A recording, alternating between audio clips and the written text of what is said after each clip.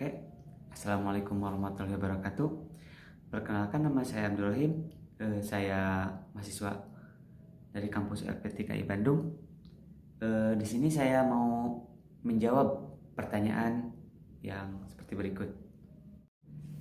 Oke, bisa dilihat ya, ini pertanyaannya. Dari nomor 1 dulu, yaitu usaha yang paling prospektif di lingkungan tersebut. Menurut saya itu usaha kaki lima seperti makan cepat saji, yaitu seperti junk food, minuman-minuman yang kekinian gitu. Terus yang kedua, apa alasan saya membuka usaha tersebut? Alasan saya untuk membuka usaha tersebut adalah untuk yang paling pertama adalah faktor lingkungan.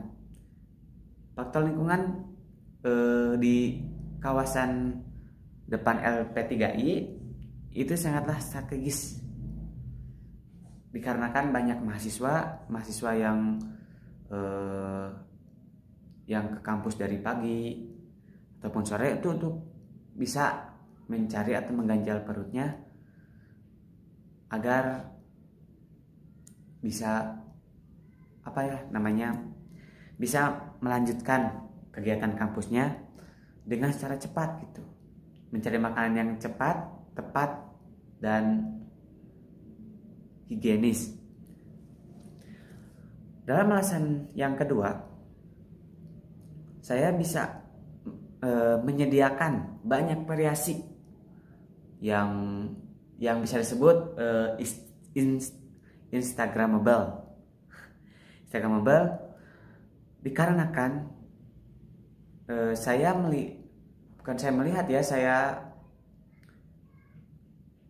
melihat yang kampus-kampus zaman sekarang. Anak-anak kampus zaman sekarang itu ada yang bisa disebut kece gitu. Berarti kita yang harus membuka usaha itu bisa agar para mahasiswa ditarik untuk membeli jualan yang kita jual itu. Alasan yang ketiga, untuk membuka usaha kaki lima tersebut, saya tidak perlu banyak modal gitu. Saya perlu menggunakan modal yang sedikit, namun saya harus bisa mengelolanya dengan baik. Agar apa? Agar bisa mendapatkan keuntungan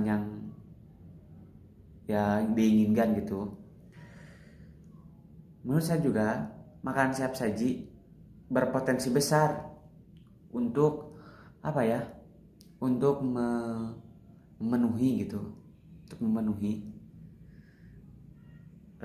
bukan kebutuhan sih, kemauan seorang mahasiswa yang ingin memakan atau nyemil gitu namanya, nyemil di waktu yang luang gitu. Oke, lanjut ke soal yang nomor 2. Siapa saja para pemangku usaha yang akan saya jalankan? Yang pertama adalah pemilik perusahaan, yang kedua kreditor, yang ketiga masuk, yang keempat atau yang terakhir yaitu pelanggan. Siapa saja? Yang ke satu yaitu pemilik perusahaan, karena sudah dipastikan ya, pemilik perusahaan itu sangat menginginkan keuntungan, karena dia membuat usaha itu untuk mendapatkan untung dari modal yang dia berikan. Yang harus diperhatikan yang kedua yaitu kreditor. Kenapa kreditor? Karena kreditor adalah hal yang penting bisa termasuk sangat penting. Karena apa? Kreditor memasok pendanaan atau investasi. Kalau kita ada masalah, kita harus bisa sebisa mungkin menginformasikan kepada kreditor. Lebih baiknya kita harus membayar tagihan atau cicilan ke kreditor agar bisa mempermudah jalannya dana dalam satu jangka itu. Yang ketiga yaitu pemasok. Dikarenakan pemasok, mengapa saya memasukkannya ke dalam list tersebut? Karena pemasok itu bisa disamakan seperti kreditor lah. Pemasok itu kita memerlukan bahan baku untuk membuat suatu produk atau menciptakan suatu produk. Untuk berjalannya sebuah produksi, kita harus bisa bisa beradministrasi baik atau beradministrasi baik atas pembayaran ataupun apalah itu. Yang penting bisa bukan menjelaskan sih, bisa memperlancar sistem produksi gitu. Yang keempat yaitu pelanggan. Kenapa pelanggan? Karena pelanggan adalah penerima, ataupun pelanggan itu bisa disebut sangat berpengaruh penting pada perubahan produksi, pada perubahan kinerja. Jadi segimana mungkin kita yang memiliki usaha itu harus bisa memuaskan para pelanggan agar usaha kita itu tetap lancar. Jadi kita harus bisalah memuaskan para pelanggan kita, dikarenakan pelanggan itu bisa disebut berperan penting pada usaha yang kita jalankan gitu. Kita lanjut ke pertanyaan yang nomor 3 yang di sana. Apa yang dimaksud dengan pertumbuhan ekonomi? Yang dimaksud dengan pertumbuhan ekonomi yaitu pertumbuhan atau perubahan status keekonomian yang ada di sebuah negara yang bisa berbentuk bunga ataupun investasi. Itu pun sangat banyak berpengaruh ya pada pengusaha ataupun pada UMKM gitu. Sangat-sangat berpengaruh. Selanjutnya, dampak pertumbuhan ekonomi. Dampak pertumbuhan ekonomi sangatlah berpengaruh pada pengusaha, dikarenakan itu bisa mendukung ataupun bisa sebaliknya gitu. Kalau pertumbuhan ekonomi naik, pengusaha juga bisa ikut naik. Kalau pertumbuhannya menurun, pendapatan perusahaan tertentu bisa juga menurun gitu. Yang poin C, suku bunga itu berpengaruh apa tidak? Sangatlah berpengaruh. Suku bunga cenderung lebih rendah. Artinya suku bunga pada umumnya bisa Jika suku bunga menurun, itu sangat bisa, itu bisa merugikan perusahaan. Begitupun sebaliknya, kalau suku bunga naik, contohnya naik 8%, keuntungan kita pun bisa naik 8% dari sebelumnya. Begitu. Yang poin D, langsung aja ya. Yang terakhir, poin terakhir,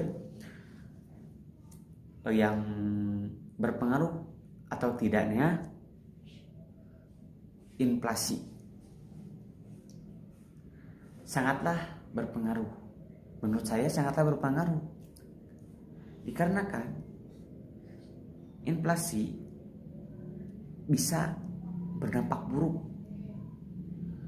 dari peningkatan harga, dari seperti sumber daya, seperti daya pokok, mungkin bahan pokok, ataupun sumber daya beli. Harga bahan baku itu juga bisa termasuk gaji pegawai, itu pun sangat berpengaruh dari dampak inflasi. Begitu. Kita lanjut ke pertanyaan yang nomor 3 yang di sana. Apa yang dimaksud dengan pertumbuhan ekonomi? Yang dimaksud dengan pertumbuhan ekonomi yaitu pertumbuhan atau perubahan status keekonomian yang ada di sebuah negara yang bisa berbentuk bunga ataupun investasi. Itu pun sangat banyak berpengaruh ya pada pengusaha ataupun pada UMKM gitu. Sangat-sangat berpengaruh. Selanjutnya, dampak pertumbuhan ekonomi. Dampak pertumbuhan ekonomi sangatlah berpengaruh pada pengusaha, dikarenakan itu bisa mendukung ataupun bisa sebaliknya gitu. Kalau pertumbuhan ekonomi naik, pengusaha juga bisa ikut naik. Kalau pertumbuhannya menurun, pendapatan perusahaan tertentu bisa juga menurun gitu. Yang poin C, suku bunga itu berpengaruh apa tidak? Sangatlah berpengaruh. Suku bunga cenderung lebih rendah. Artinya suku bunga pada umumnya bisa jika suku bunga menurun, itu itu bisa merugikan perusahaan. Begitupun sebaliknya, kalau suku bunga naik, contohnya naik 8%, keuntungan kita pun bisa naik 8% dari sebelumnya. Begitu. Yang poin D, langsung aja ya. Yang terakhir, poin terakhir, yang berpengaruh atau tidaknya inflasi sangatlah berpengaruh.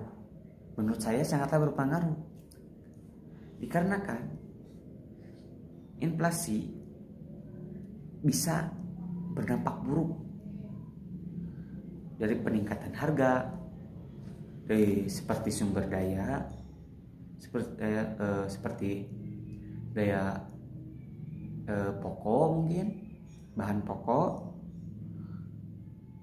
ataupun sumber daya beli. Harga bahan baku itu juga bisa termasuk gaji pegawai, itu pun sangat berpengaruh dari dampak inflasi. Begitu.